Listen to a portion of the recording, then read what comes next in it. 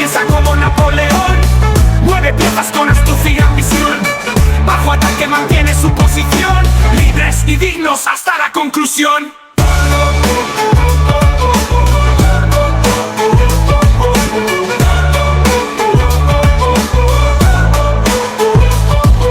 Caballos dan saltos, trazan el dominio. Torres de piedra edifican grandeza y dominio. Alfiles cruzan campo con precisión de cirujano. Entre la guerra blanca y negra somos humanos. Rey de ángeles piensa como Napoleón. Mueve piezas con astucia y ambición. Bajo ataque mantiene su posición. Libres y dignos hasta la conclusión.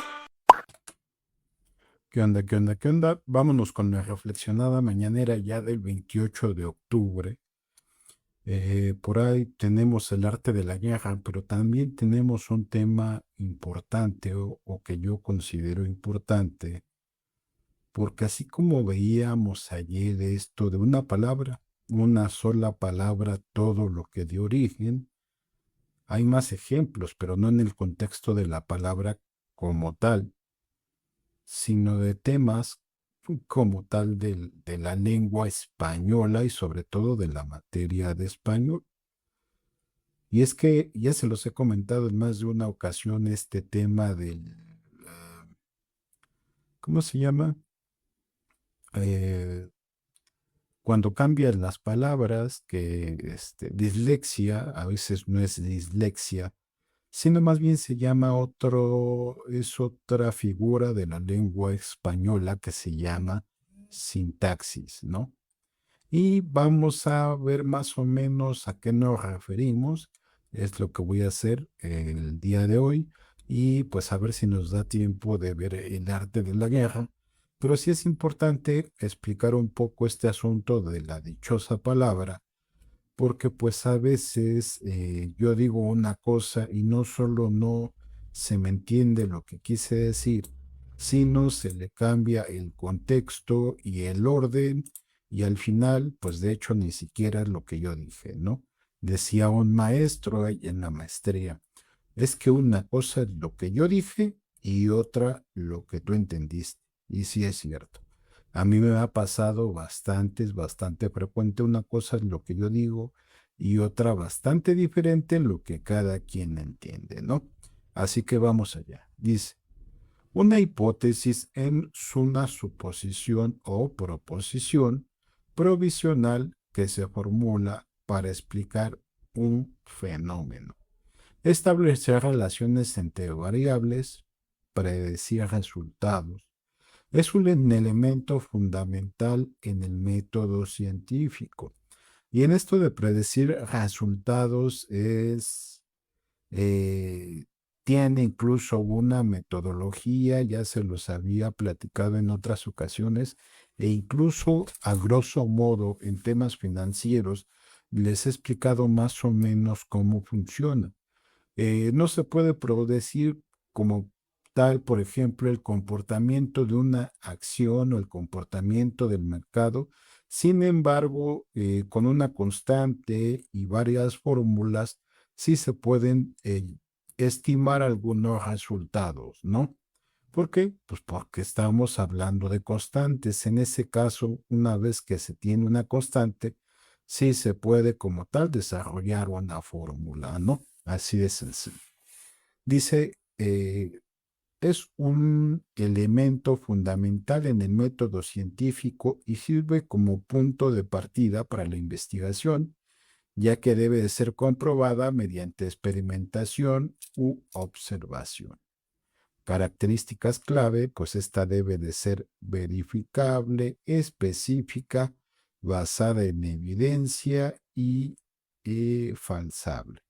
Es decir, puede ser refutada si los datos no la respaldan. Y es que de alguna manera, de cualquier cosa que se diga y que como tal tenga, digo, no como lo hacemos aquí en las reflexionadas, en donde únicamente los mando a la fuente, sino algo que es una investigación y que tenga conclusiones importantes, pues esta puede ser refutable por los miembros incluso de una comunidad del conocimiento que te pueden llegar a decir, sabes que eso que estás diciendo así no es por por esto y por esto y por esto, y por eso te dice que que puede ser falsable, ¿no?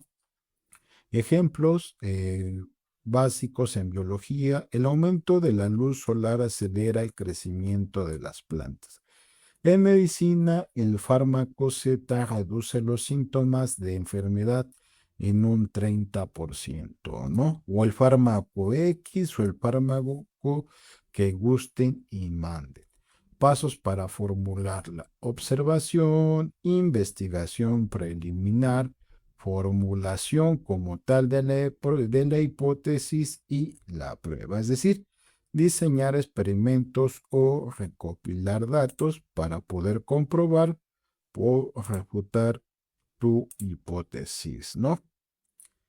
Bien, y de esta hipótesis de ahí se desprende además una tesis. ¿Y qué es esto de la tesis? Bueno, la tesis es un trabajo académico formal que presenta una investigación original defendiendo una postura o contribución al conocimiento en un área específica, a diferencia de la hipótesis, que es una suposición a verificar. La tesis sintetiza resultados concluyentes tras un proceso sistemático. Se utiliza principalmente en posgrados, maestría, doctorado, como requisito para obtener un grado. Y es que en muchas ocasiones, ya sobre todo en temas de doctorado, de hecho incluso no tienen alternativas. En esos casos sí se vuelve la única opción de titulación, pues el desarrollo de una tesis. Y esta a su vez pues tiene eh, algunas partes clave, ¿no? Por ejemplo, ¿cuál es tu problema que vas a investigar? Es lo primerito que debes de definir para más o menos definir a sí mismo cuál va a ser la metodología a seguir, tanto para la investigación, comprobación, etcétera, ¿no? Dice, plantea la pregunta central, ejemplo, ¿cómo afecta la inteligencia artificial al empleo en México para 2030? Contextualiza con datos actuales, ejemplo, tasa de automatización en Latinoamérica. Una vez que tenemos ya definido el problema, que es lo que queremos saber, pues pasamos al marco teórico, que es la revisión crítica de teorías existentes, ejemplo, modelos económicos de Cafre sobre tecnología y desempleo. La metodología, que ya como tal es el diseño de la investigación, que pues aquí maneja dos opciones: una que puede ser cualitativa, que es mediante cosas que se pueden describir, y otra que es cuantitativa, que es por datos estadísticos, ¿no? Herramientas, encuestas, simulaciones, análisis estadísticos, ejemplo, regresión lineal, ¿no? Ahí ya tienes pues algunas herramientas con las cuales puedes utilizar como metodología, ¿no? Sobre todo las dos anteriores son muy usadas normalmente en estadísticas. Resultados, presentación de hallazgos con gráficos, tablas. Ejemplo, el 68% de los empleos analizados son vulnerables a IA, según el modelo RPA Score, ¿no? Y discusión y conclusión relacionado con hipótesis iniciales, implicaciones prácticas, ejemplo, problemas públicos para reciclaje laboral, ¿no? Que más o menos vamos viendo la relación que tiene una cosa con la otra, porque una cosa es generar una hipótesis como parte principal de lo que sería tu tesis, en donde ya tendrías que confirmar o de alguna manera someter a que se pueda desmentir tu hipótesis, a lo mejor hasta por los que saben, ¿no? En síntesis, una síntesis es un resumen estructurado y crítico que integra las ideas principales de uno o varios textos generando una perspectiva nueva o unificada. A diferencia de un resumen simple, no solo reduce información, sino que analiza, conecta y reinterpreta fuentes para destacar relaciones, contradicciones o patrones. Es clave en ámbitos académicos, periodísticos y profesionales, ¿no? Y así vemos cómo una vez que ya tienes tu hipótesis, que es como pues una idea de cómo funciona algo, pues con esa hipótesis tú generas una tesis. Una vez que generas tu tesis completa, que documentas todo, que investigas y que se acepta, pues ahí viene la síntesis en donde de una manera, pues básicamente muy resumida, pues explicas tus conclusiones a las cuales pudiste llegar mediante el trabajo antes descrito, ¿no? Finalmente, en la conclusión podemos decir que elimina detalles redundantes conservando el núcleo conceptual. Ejemplo, reducir un artículo de 20 páginas sobre cambio climático a solo 2 párrafos con sus tesis centrales. Es decir, tomamos las ideas principales y los ponemos en un pequeño extracto de exactamente de qué trata cierto tema, ¿no? Integración combina múltiples fuentes, ejemplo, fusionar datos de IPCC y estudios sobre locales sobre sequías en México. Análisis crítico identifica sesgos, fortalezas o vacío en las fuentes. Objetividad presenta ideas sin distorsionar el mensaje original, ¿no? Más o menos en eso se basa la síntesis, que no es lo mismo que la sintaxis, ¿no? Y es justamente por eso que iniciamos esta aclaración o conversación, porque pues a veces existe esa confusión, ¿no? Y es que la sintaxis más bien trata con lo que a veces le llaman dislexia, más bien se parece un poquito a ello, porque se pueden cambiar el orden de las palabras en una oración para dar a entender lo mismo de una manera más clara. Pero vamos a ver exactamente cómo es, ¿no? Dice, una sintaxis es el conjunto de reglas que gobiernan cómo se combinan las palabras, frases y cláusulas para formar oraciones coherentes y significativas en un idioma. Y es que en ocasiones ni siquiera suena tan bien cuando lo pronuncias sin pensar en esta situación como es la sintaxis, ¿no? Incluso cuando estás tratando de expresar tus ideas, a veces es frecuente que te digan, no te entiendo porque a lo mejor te está fallando la sintaxis, ¿no? Es una rama fundamental de la lingüística que estudia la estructura lógica y jerárquica del lenguaje, enfocándose en el orden, la función y las relaciones entre los elementos gramaticales, a diferencia de la semántica que analiza el significado. La sintaxis se centra en la forma de las expresiones y vamos a ver los elementos clave, ¿no? Que es el orden de las palabras, en donde participan algunos elementos como es el sujeto, el predicado y sus complementos, ¿no? Funciones sintéticas, quién realiza la acción, qué es el sujeto, predicado, qué acción es la que está haciendo, como aquí pues está comiendo, y sus complementos que pueden ser directos, indirectos, circunstanciales, etcétera, como por ejemplo pues una manzana, creo yo que se entiende muy bien, y finalmente las estructuras pueden cambiar, como se ve por ejemplo aquí y aquí abajo, que dice a María vio Juan. Y pues quien normalmente tiene la costumbre de parafrasear, muy fácilmente se da cuenta que lo que está diciendo es exactamente lo mismo que Juan vio a María.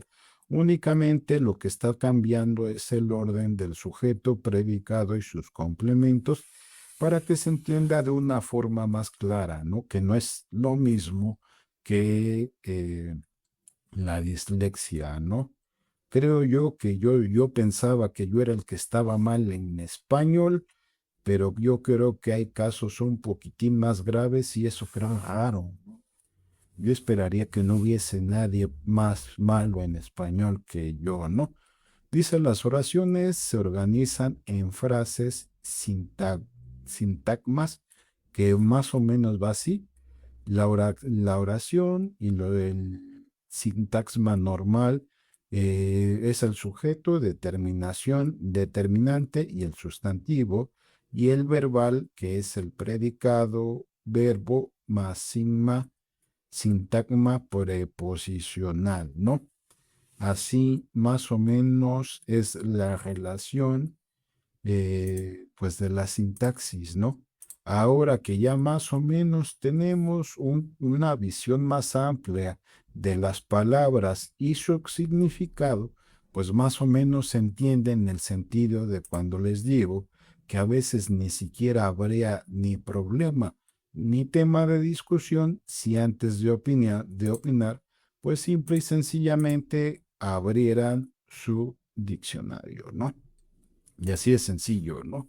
Y pues ya, párale de contar, ¿no? ¿Por qué? Pues para que, por ejemplo, para el significado de alguna palabra se necesitan que estén presentes varios supuestos, porque si no están presentes, pues entonces no se considera como tal dicha palabra, ¿no? Así que bien, vamos a continuar. Dice, nos habíamos quedado en un nuevo capítulo sobre la firmeza. Ahí está, ¿no?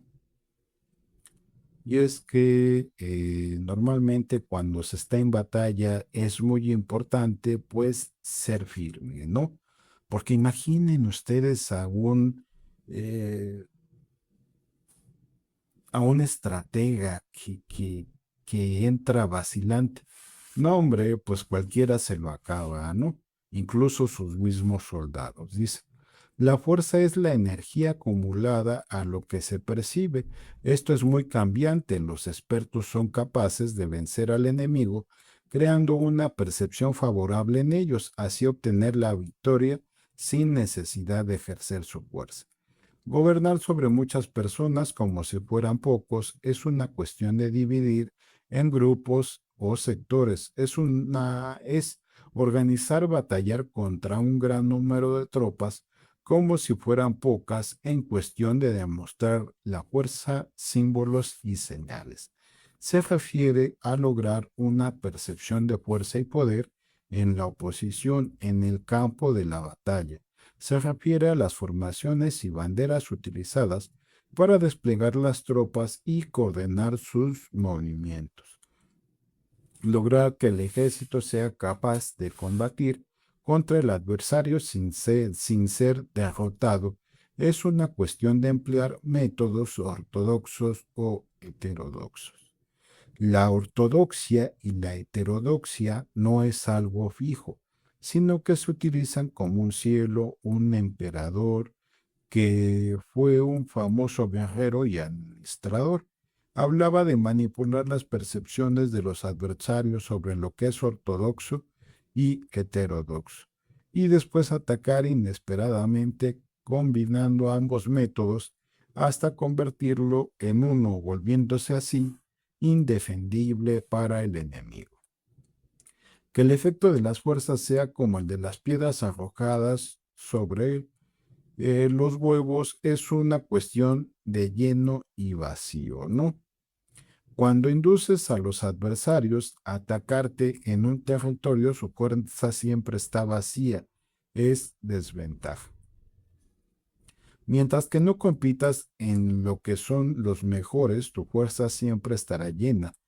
Atacar con lo vacío contra lo lleno es como arrojar piedras sobre huevos. De seguro se rompen. Cuando se entabla una batalla de manera directa, la victoria se gana por sorpresa. El ataque directo es ortodoxo, aunque el indirecto es heterodoxo. Solo hay dos clases de ataque en batalla, el extraordinario por sorpresa y el directo ordinario, ¿no?